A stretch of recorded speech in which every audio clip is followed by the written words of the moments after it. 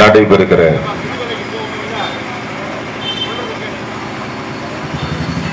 முத்தமிழறிஞர்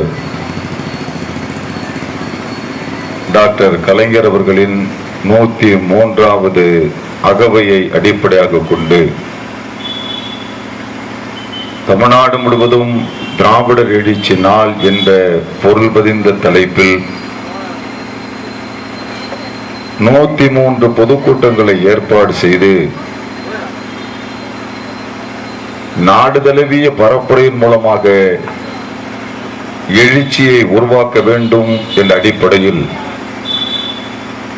திராவிடர் கழகத்தின் சார்பில் நடைபெறுகிற பரப்புரை கூட்டங்களிலே ஒன்றாக தருமபுரியில் நடைபெறும் இந்த பொதுக்கூட்ட நிகழ்ச்சியினுடைய தலைவர், தருமபுரி மாவட்ட திராவிடர் கழகத்தினுடைய தலைவர் வழக்குரைஞர் தோழர் பிரபாகரன் அவர்களே, வரவேற்று உரையாற்றிருக்கிற மாவட்ட கழகத்தினுடைய செயலாளர் பெருமைக்குரிய தோழர் முனியப்பன் அவர்களே, இந்த நிகழ்ச்சியில கலந்து கொண்டு முன்னிலை பொறுப்பேற்று திறம்பட இந்த நிகழ்ச்சியை நடாத்தி கொண்டிருக்கிற திராவிடர் கழகத்தினுடைய பொதுக்குழு உறுப்பினர் முதுபெரும் பெரியார் பெருந்தொண்டர் ஐயா கதிர் அவர்களே, மாவட்ட துணைத் தலைவர் இளைய மாதவன் அவர்களே, மாவட்ட பகுத்தறிவாளர் கழகத்தினுடைய தலைவர் கதிர் செந்தில் அவர்களே, இந்த நிகழ்ச்சியில கலந்து கொண்டு பெருமை சேர்த்திருக்கிற அரூர் மாவட்ட திராவிடர் கழகத்தினுடைய தலைவர் தமிழ்ச்செல்வம் அவர்களே, இங்கே கலந்து கொண்டு உரையாற்றி பெருமை சேர்த்திருக்கிற அரூர் கழக மாவட்டத்தினுடைய பகுத்தறிவாளர் கழகத்தின் தலைவர் பெருமைக்குரிய பண்பாளர் அரூர் ராஜேந்திரன் அவர்களே, கலைத்துறையினுடைய செயலாளர் பகுத்தறிவாளர் கழகத்தினுடைய மாநில அமைப்பாளர் கருணாநிதி அவர்களே, இந்த நிகழ்ச்சியை நெறிப்படுத்தி மிக நேர்த்தியாக நடாத்தி கொண்டிருக்கிற திராவிடர் கழகத்தினுடைய மாநில மகளிர் அணியுடைய செயலாளர் பாராட்டுதலுக்குரிய அம்மையார் தகடூர் தமிழ்ச்செல்வி அவர்களே, இந்த நிகழ்ச்சியில் முத்தாய்ப்பாக தொடக்க உரை என்று அச்சிட்டிருந்தாலும் இந்த கூட்டத்தை நெறிப்படுத்தி நடாத்தி கொண்டிருக்கிற திராவிடர் கழகத்தினுடைய மாநில ஒருங்கிணைப்பாளர் பெரியார் சுயமரியாதை பிரச்சார நிறுவனத்தினுடைய துணைத் தலைவர். காரணம் என்ன? பெரியார் சுயமரியாதை பிரச்சார நிறுவனம் என்பது உலகம் முழுவதும் இருக்கிற பெரியார் சொத்து இருக்கு பாருங்க, உலகம் முழுவதும் இருக்கிற பெரியார் சொத்துக்கு இவர் தான் துணைத் தலைவர் என்கிற அளவிற்கு அந்த பொறுப்பில் அமர்த்தப்பட்டிருப்பவர். எனவே அப்படிப்பட்ட பாராட்டுதலுக்குரிய ஊமை ஜெயராமன் அவர்களே, பெரியோர்களே, நண்பர்களே, இளைஞர்களே, கடமையாற்றி கொண்டிருக்கிற காவல்துறை ஊழியர்களே, இந்த நிகழ்ச்சியில் ஒரு முத்தாய்ப்பாக தொடக்க உரையென ரத்தின சுருக்கமாக தன்னுடைய உரையை மிக நேர்த்தியாக பதிவு செய்து அமர்ந்திருக்கிற நகர திராவிட முன்னேற்ற கழகத்தினுடைய செயலாளர் பாராட்டுதலுக்குரிய நாட்டான் மாது அவர்களே, கடமையாற்றி கொண்டிருக்கிற காவல்துறை ஊழியர்களே, நகர்மன்ற உறுப்பினர்களே, பெரியோர்களே, நண்பர்களே, உங்கள் அனைவருக்கும் அன்பான வணக்கத்தினை தெரிவித்துக் கொள்கிறோம். உரையாற்றிய அனைத்து தோழர்களும் அவரவர்களுடைய கோணங்களில முத்தமிழறிஞர் கலைஞர்களுடைய ஆற்றலை, அவருடைய உழைப்பை, அவருடைய உழைப்பால் தமிழ்நாடு பெற்றிருக்கிற ஏற்றத்தை, இங்கே போற போக்கில ஒரு சில செய்திகளை மட்டும் சுட்டிக்காட்டி அமர்ந்திருக்கிறார்கள். இந்திய அரசியல் வரலாற்றில் ஒரு தலைவர் மைய புள்ளியாக இருந்து பேசப்படக்கூடிய ஒரு தலைவராக ஒருவர் மிளிருகிறார் என்று சொன்னால் அது முத்தமிழறிஞர் கலைஞரை தவிர வேறு எவரும் அரசியல் வரலாற்றில் இருக்க முடியாது. எனவேதான் நான் தொடர்ச்சியாக கடந்த 5ஆம் தேதி தொடங்கி இந்த 10ஆம் தேதி தொடர் 6 கூட்டங்கள் ஒவ்வொரு சொற்பொழிவாளர்களுக்கும் என 103 கூட்டங்களை 4 மாநிலத்தில் கர்நாடகா, தமிழ்நாடு, புதுச்சேரி, மும்பை, மகாராஷ்டிராவென 4 மாநிலத்திலையும் இந்த கூட்டங்கள் நடைபெற்றுக் கொண்டிருக்கின்றன. நான் முதல் கூட்டம் ஆத்தூருக்கும் பக்கத்தில் பத்தநாயக்கம்பாளையம்னு ஒரு ஊர்ல கூட்டத்துக்கு வந்தப்ப ஒரு பொது உடைமை இயக்கத்தை சேர்ந்த ஒரு தோழர் என்னை பார்த்து ஒரு கேள்வி கேட்டார். என்கிட்ட கேட்கல, பொதுவா எல்லாரும் உட்கார்ந்துருந்தப்ப அவர் என்ன கேட்டார்னா, கலைஞர் பிறந்த நாள் விழாவை திமுக கொண்டாடலாம், ஏன் திராவிடர் கழகத்துக்காக கொண்டாடுறீங்க? அது அவங்க தலைவர் கொண்டாடினா சரி, நீங்க ஏன் கொண்டாடணும்? அவர் கேட்டப்ப நம்ம தோழர்கள் ஆத்திரம் கூட பட்டார். நான் சொன்னேன், நீங்க யாரும் ஆத்திரப்பட வேண்டாம், அவருக்கு நானே மேடையில பதில் சொன்னேன் அப்படின்ட்டு நான் மேடையில பதில் சொன்னேன். திமுகவோடு மற்ற கட்சிகளுக்கு இருக்கக்கூடிய உறவு என்பது தோழமை. அது பொது உடைமையாக்கமா இருக்கலாம், வேற எந்த கட்சியா இருந்தாலும் திமுகவோடு இருப்பது அவர்களுக்கு இருக்கக்கூடிய உறவு என்பது தோழமை. திராவிடர் கழகத்திற்கு திமுகவோடு இருக்கிற உறவு என்பது தொப்புள் கொடி உறவு. இந்த தொப்புள் கொடி உறவுக்கும் தோழமைக்கு வித்தியாசம் உண்டு. ஜெயிச்ச பிறகு இன்னைக்கு எங்க வேணாலும் போய் நிற்பாங்க, எந்த வாய்ப்பு கிடைச்சாலும் போயிடுவாங்க, சோபா செட் வந்துட்டுனா போய் சேர்ந்துருவாங்க. ஆனால் தொப்புள் கொடி உறவு என்பதை எவராலும் பிரிக்க முடியாது. இவங்க அண்ணன் தம்பின்னா அண்ணன் தம்பி தான், இவர் அண்ணன் இல்லை இவர் தம்பி இல்லைன்னு சொல்ல முடியுமா?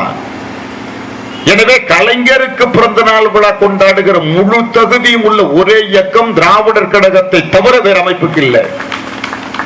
இத கூட மாறி மாறி கருணாநிதி சொன்னார் பாருங்க, பெரியார் தனக்கு செலவைக்கணும்னு சொல்லியிருக்காரு, ஊரா எனக்கு செலவைங்கன்னாரு. தனக்கு செலவைக்கணும்னு சொன்ன பெரியார் அவர் வாயால ஒருத்தருக்கு செலவைக்க சொன்னது யாருக்கு தெரியுமா? அதுவும் பெரியார் சாதாரணமா சொல்லல. அண்ணா முதலமைச்சராக பொறுப்பேற்று அண்ணா மேடையில் இருக்கிறார். பொதுப்பணித்துறை அமைச்சராக 29 வயதில் பொறுப்பேற்று கலைஞர் மேடையில் இருக்கிறார். கலைஞரை மேடையில் வைத்துக் கொண்டு அண்ணாவை மேடையில் வைத்துக் கொண்டு பெரியார் பேசுகிறார், இந்த கருணாநிதிக்கு சென்னை மைய பகுதியில் செலவைக்கணும்.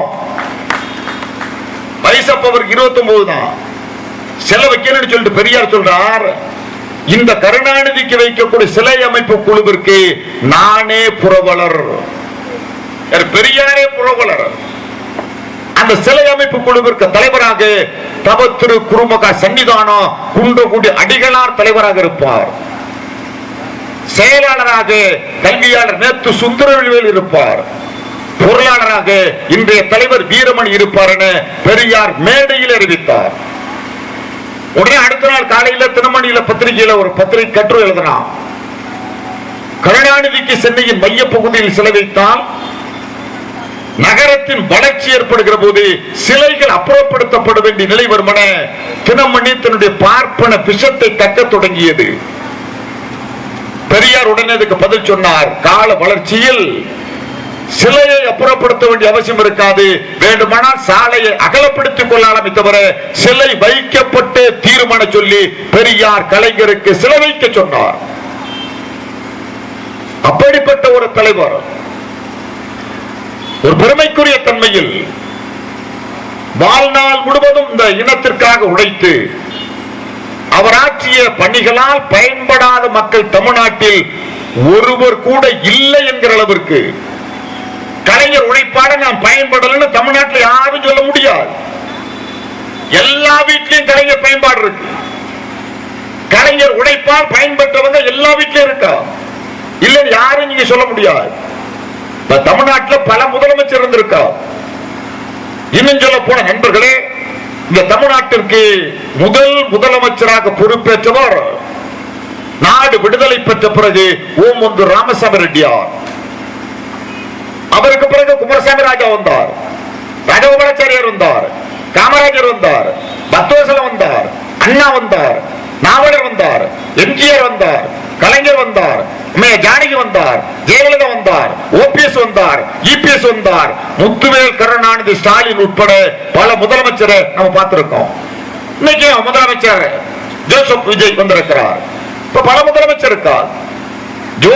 ஜோசப் விஜய் தமிழ்நாட்டிற்கு முதலமைச்சர். தமிழ்நாடு அரசின் முதலமைச்சர் தான் ஜோசப் விஜய். ஆனா தமிழ் மக்களின் நிரந்தர முதல்வர் முத்துவேல் கருணாநிதி ஸ்டாலின் தான். மக்களால் ஏற்றுக்கொள்ளப்பட்ட முதல்வர், மக்களுக்குரிய சாதனைகளை படைத்த முதல்வர், தமிழ்நாட்டின் சரித்திரம் உருவாக்கிய முதல்வர், தமிழ்நாட்டை தலைமுறை நிமிரச் செய்த முதல்வர், தமிழ்நாடை கண்டு வடநாடு பிரமித்து பார்க்கக்கூடிய அளவிற்கு சாதனையின் வியப்பின் விளிம்பில் நிறுத்திய தலைவர், அனைத்து பெருமைக்குரியவராக முத்துவேல் கருணாநிதி ஸ்டாலின் இன்றைக்கும் போற்றப்படுகிறார். நாம் யாரையும் தனிப்பட்ட முறையில் விமர்சிக்கவோ அல்லது யாரையும் இழிவுபடுத்துவதற்கோ நாம் கூட்டம் நடத்தக்கூடியவர்கள் அல்ல. திராவிடர் கழகத்தின் மேடைக்கு என்று ஒரு பண்பாடு உண்டு, ஒரு நாகரிகம் உண்டு.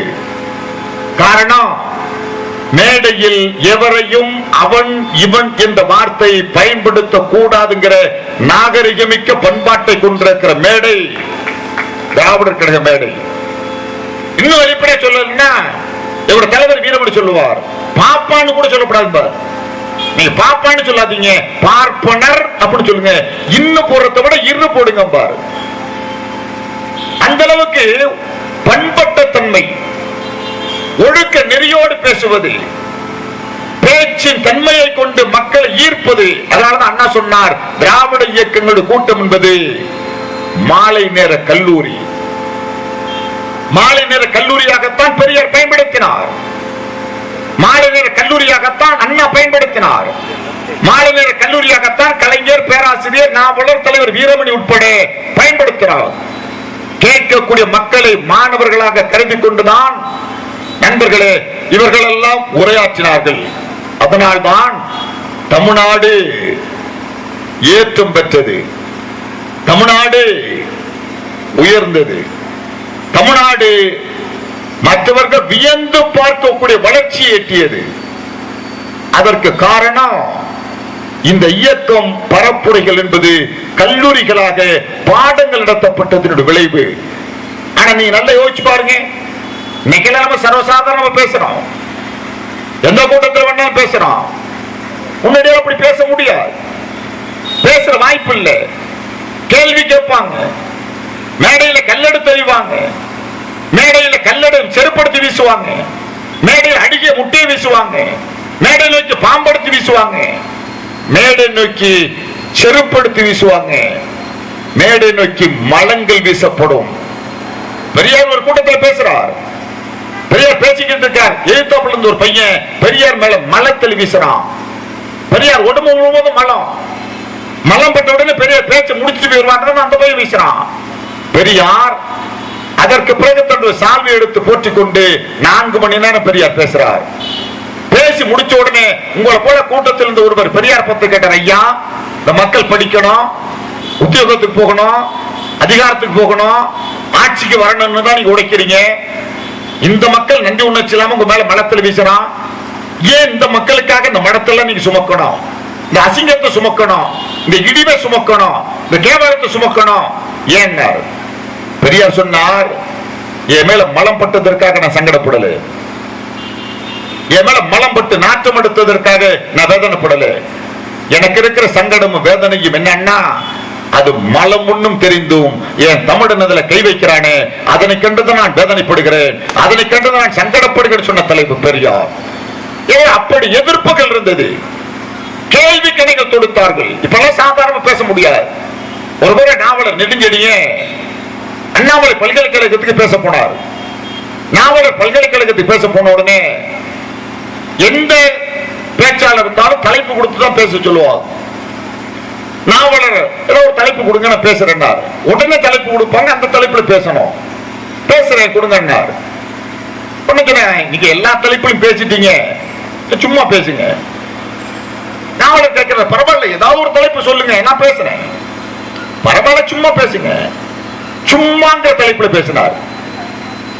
சும்மாங்கிற தலைப்பில் எப்படி தெரியுமா நாவலர் பேசினார்? இந்த சும்மா சும்மாங்கிற வார்த்தை எப்ப உலகத்துல ஒளியுதோ அப்பதான் இந்த சமுதாயமே உருப்பிடும்டாங்க. ஏன்னா நம்ம கூப்பிடும் போது எப்படி கூப்பிடுவோம்? வாங்க சும்மா நம்ம வீட்டுக்கு வந்துட்டு போகலாம், வாங்க சும்மா ஒரு டம்ளர் டீ குடிச்சிட்டு போகலாம், வாங்க சும்மா பேசிக்கிட்டு இருப்போம். இந்த சும்மா சும்மாங்கிற வார்த்தையை 29 தடவை நம்மால் எப்படி பயன்படுத்துவான்னு நாவலர் சொல்லுவார். அந்த தலைப்புல பேசினார்.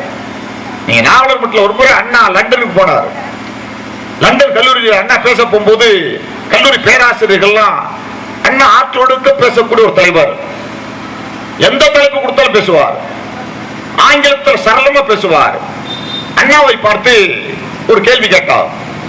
என்ன கேள்வின்னா, கம்ப்ளீட் அப்படிங்கிறதுக்கும் பினிஷ்ட் அப்படிங்கிறதுக்கும் என்ன வித்தியாசம்? கம்ப்ளீட்னா என்ன, பினிஷ் ரெண்டுக்கு என்ன வித்தியாசம், வேறுபாடு? பேசின பேராசிரியர்கள்லாம் ரெண்டும் ஒண்ணுதான், ஒண்ணும் பெரிய வேறுபாடு இல்லை அப்படின்னா. அண்ணா பேசி வரும்போது அண்ணா சொன்னார், நீங்க கேட்ட அந்த கேள்விக்கு ஒரே பதில் சொல்லணும்னா யதார்த்தமா அண்ணா சொன்னார், ஒரு பையன் நல்ல பெண்ணை பார்த்து திருமணம் பண்ணிக்கிட்டான் அப்படின்னா அவனுடைய லைஃப் கம்ப்ளீட். ஒரு பையன் தவறான பெண்ணை பார்த்து கல்யாணம் பண்ணிக்கிட்டான்னா அவன் லைஃப் பினிஷ் சொல்லிட்டு அடுத்தது அண்ணா சொல்றார், தவறான பெண்ணோடு இருக்கும் போது அவன் மனைவி அதை பார்த்துட்டு வைங்க, அவன் லைஃப் கம்ப்ளீட் பினிஷ் அப்படின்னாரு. கேள்வியை திரும்ப கேட்பது. அதுபோல கலைஞர் ஒரு முறை ஒரு கல்லூரிக்கு பேச கூப்பிட்டார். கல்லூரி கலைஞர் பேச போனார். கூப்பிட்டது கணிதத்துறை. கணிதத்துறையில் கூப்பிட்டு கலைஞர் பேச சொன்னார். பேசும்போது பேராசிரியர் கல்லூரி முதல்வர் அந்த துறையுடைய தலைவர் டீம்ல என்ன சொன்னாங்கன்னா, தமிழில கலைஞர் ஆற்றோடுக்க பேசுவார், எந்த தலைப்பு கொடுத்தாலும் பேசிடுவார். கணிதத்தை பத்தி கலைஞர் என்ன பேச போறார் வியப்பா பார்க்கிறோம். நாங்க எதிர்பார்ப்போம்.